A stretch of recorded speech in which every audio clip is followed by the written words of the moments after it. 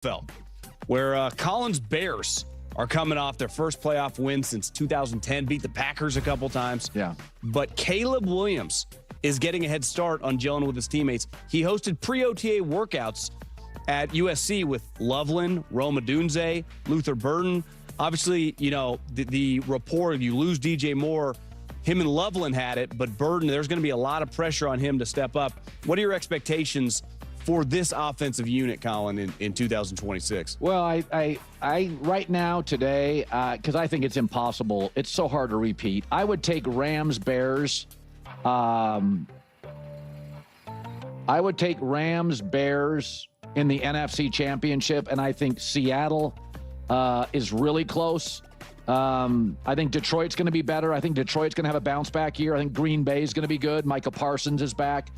You know, John, there was a stretch, I think we both admitted this, when the AFC hit on a lot of great quarterbacks. They hit on Burrow and Allen and Lamar and Mahomes, and the AFC was a notch better than the NFC. The quality of rosters right now in the NFC, Philadelphia, Detroit, Chicago, Rams, Seattle, the better rosters today are now in the NFC. Totally. You can argue the better quarterbacks are in the AFC, but I feel like I felt the two best teams in the league last year kind of by a stretch were both Seattle and the Rams. And if the kid from Arizona that went to the Lions, I think if he hits, and I think he's going to, I think Detroit's going to be, it's going to go back and look like the team that won like 13 games a couple years ago. So the gap has not only closed, the best 4 or 5 rosters, to me, especially if Lamar gets that big money and they've got to move off players in Baltimore, the best rosters feel like they're all, top 5 or 6 are all in the NFC. I also think it speaks, the AFC kind of has the older, veteran, grizzled coaches, the Andy Reids, the Sean Paytons, the Harbaugh, I guess John's gone now, Jim. The NFC, the Ben Johnson, Sean McVay, Mike McDonald, Kyle Shanahan's the old guy at like 45. So they have this innovative young coaching group that are all mainly offensive guys. So I'm with you on the Bears.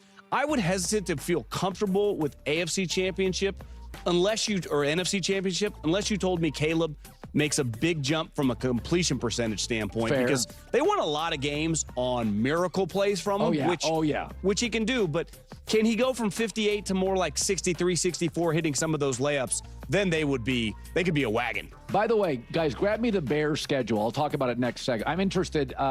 They won a lot. So did Denver, by the way. Denver and Chicago won a lot of games late. I haven't looked at the Bears schedule yet. I don't have the order of it. That's in April, I think.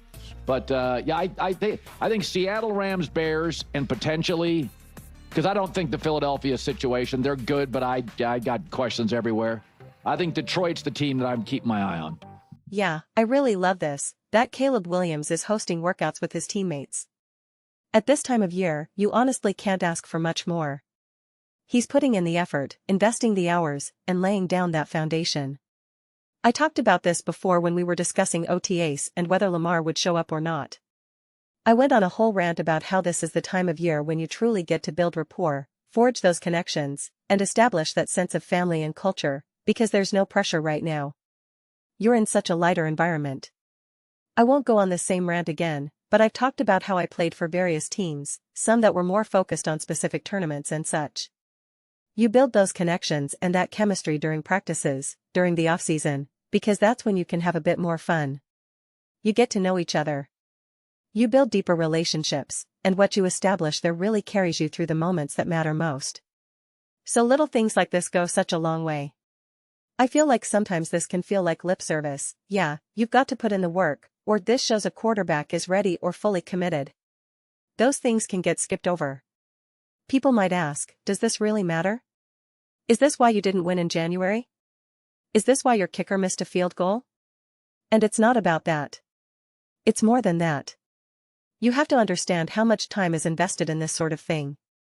When you go rough adversity over the course of a season, moments like this, days like this, nights like this where everyone is hanging out, playing, having fun, laughing, joking, sitting down to eat together, those are the building blocks. Some of the deepest connections I ever forged with my teammates happened during a summer practice when it was scorching hot. We were drenched in sweat, just drinking water and eating a sandwich on the grass, cracking jokes and talking about whatever. That's when you're honestly having your most fun. The coach isn't really around, breathing down your neck.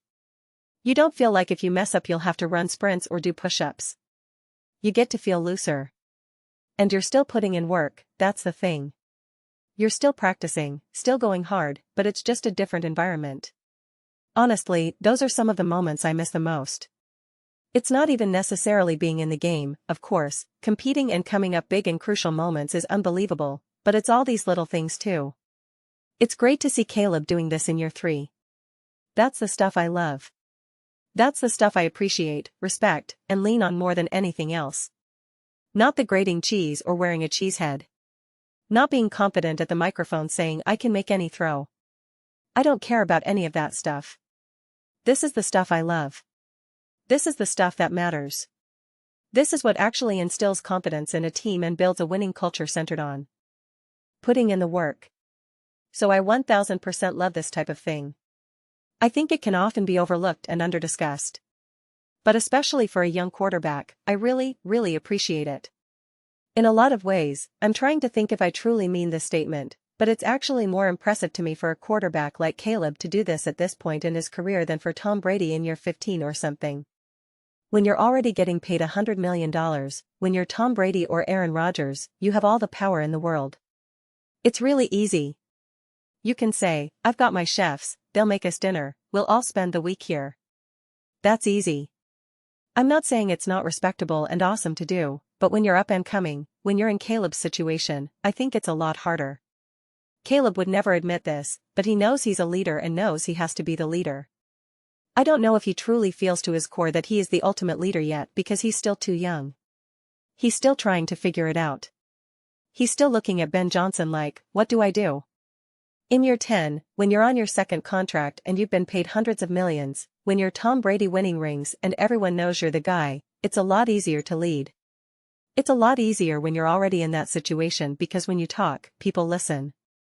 You don't have to explain yourself. You don't have to earn their trust or prove your leadership. They just know to fall in line. Caleb has to earn it. He still has a whole runway of earning it ahead of him. So I love it. Those are just my thoughts. I'd absolutely love to hear yours. What do you guys all think about Caleb Williams hosting these workouts with his teammates at USC ahead of OTAs, putting in that optional time? Let me know your thoughts. I read every single comment. So whether you agree with me or disagree with me, either way, let's get into some discussions. Let's get into some fights, but ultimately, let's just have some fun. Please do consider subscribing. We're building an amazing community here, and I absolutely love to see you be part of it. I want to build something that we all generally feel connected to. Something that we're really excited to be part of. I think we're well on our way to doing it. Please don't forget to give this video a thumbs up, it really does help with visibility and the algorithm. Thank you so much. See you next time.